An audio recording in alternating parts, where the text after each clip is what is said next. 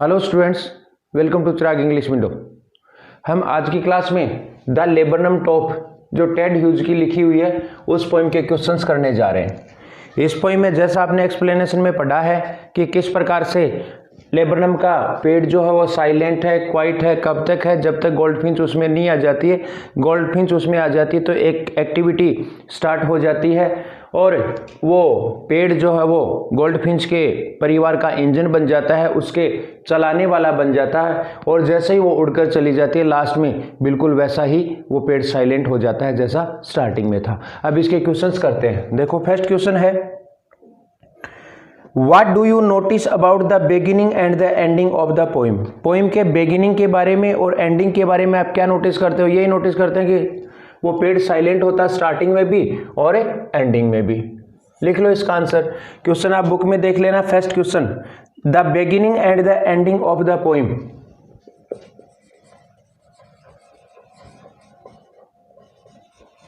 The beginning and the ending, the beginning and the ending of the poem.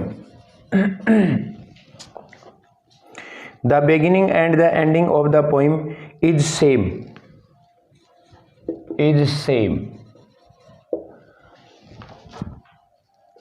In the beginning the laburnum was silent. In the beginning the laburnum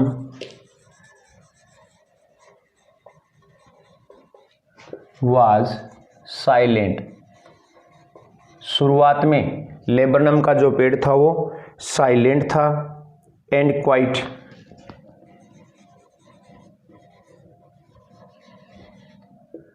शांत था और quite था। In the beginning and the ending the laburnum ending of the poem is same. In the beginning the laburnum was silent and quite still. बिल्कुल शांत था। In the end too. In the end too. अंत में भी It is same. It is same because the goldfinch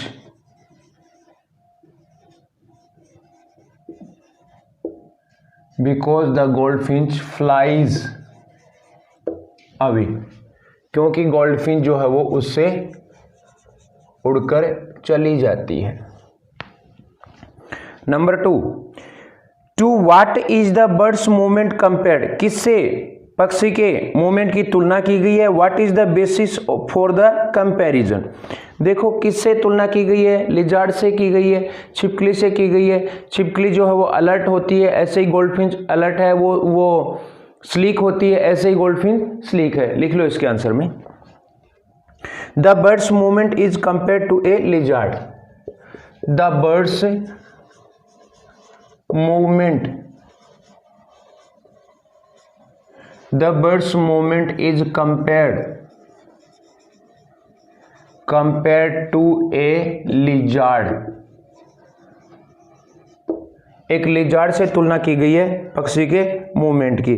the basis of this comparison, the basis of this comparison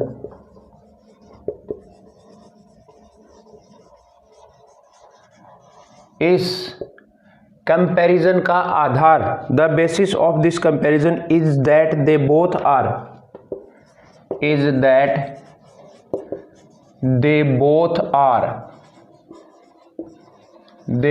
are, कि वे दोनों ही sleek, alert and abrupt. Both are sleek, alert and abrupt.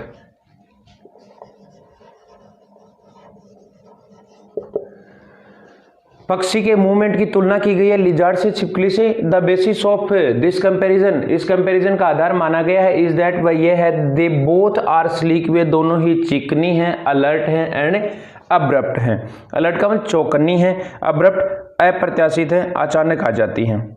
Third question है why is the image of the engine evoked, evoked प्रस्तुत की गई है by the poet, poet के द्वारा। पोइट के द्वारा इवोक क्यों की गई है इंजन की इमेज, इंजन की इमेज क्यों लगाई गई है पोइट के द्वारा? आंसर लिखो question number 3। The image of the engine is evoked, the image of the engine is evoked, evoked प्रस्तुत की गई है, लगाई गई है by the poet, by the poet because, by the poet because an engine needs fuel to run, because an engine needs fuel to, an engine needs fuel to run, so the laburnum,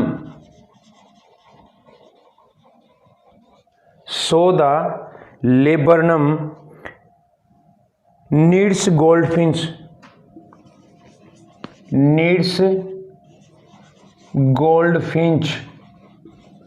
इसलिए laburnum को जरूरत पड़ती है goldfinch की to feel life in itself, to feel life in itself.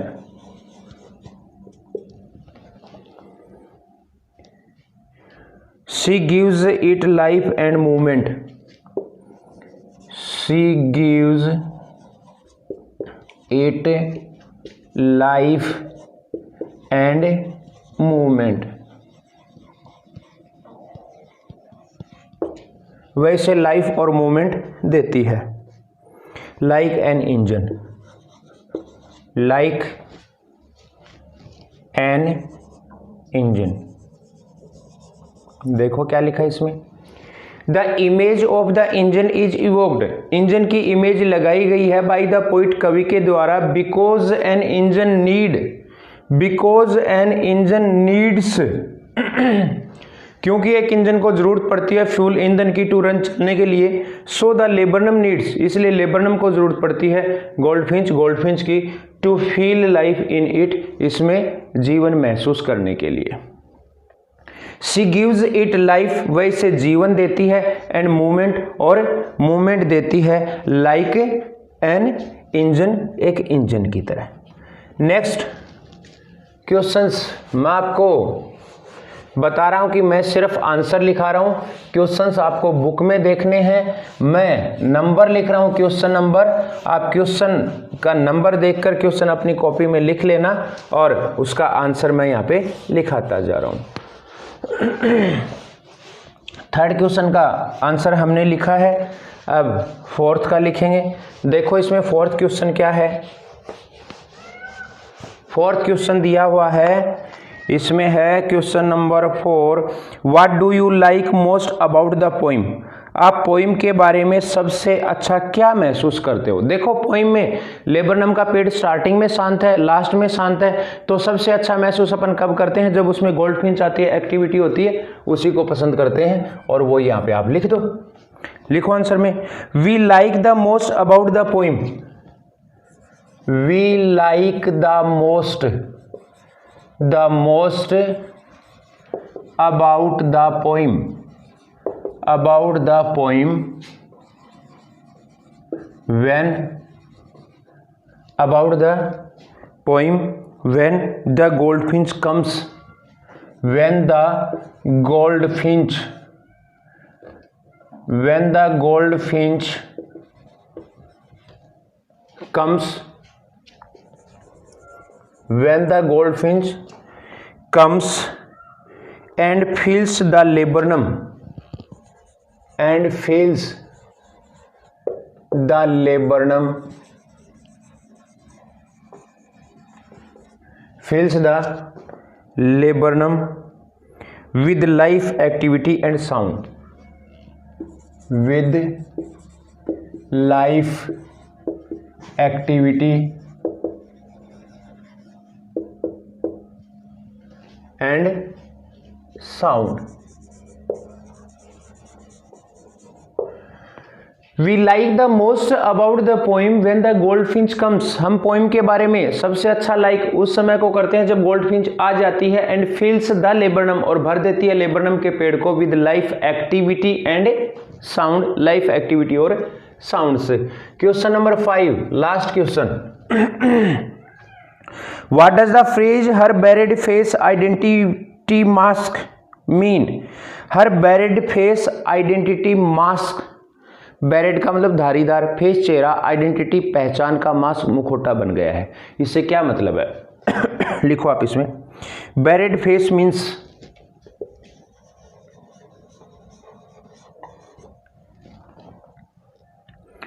Buried face means barred face means barred face means striped face, striped face means धारीदार चेहरा, and identity mask means and identity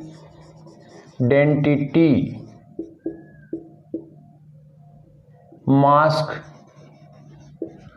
means and identity mask means mask of identification, mask of identification, पहचान का मुखौटा। So her striped face has become her identity, so her striped या barred face has become her identity। देखो क्या लिखा है इसमें, barred face means striped face, barred face means striped face धारीदार चेहरा, एंड आइडेंटिटी मास्क मीन्स, और identity mask का मतलब है मास्क ऑफ आइडेंटिफिकेशन, पहचान का मुखौटा। सो हर स्टिप्ड फेस, इसलिए उसका धारीदार चेहरा, हैज बिकम बन चुका है हर आइडेंटिटी, इसकी पहचान। ये द लेबरनम टॉप के क्वेश्चन आंसर हैं। इसकी एक्सप्लेनेशन जानने के लिए आपको पार्ट फर्स्ट देखना होगा, जो हम पहले से ही वीडियो बनाकर डाल चुके हैं। आज की क्लास में इतना ही। Thank you.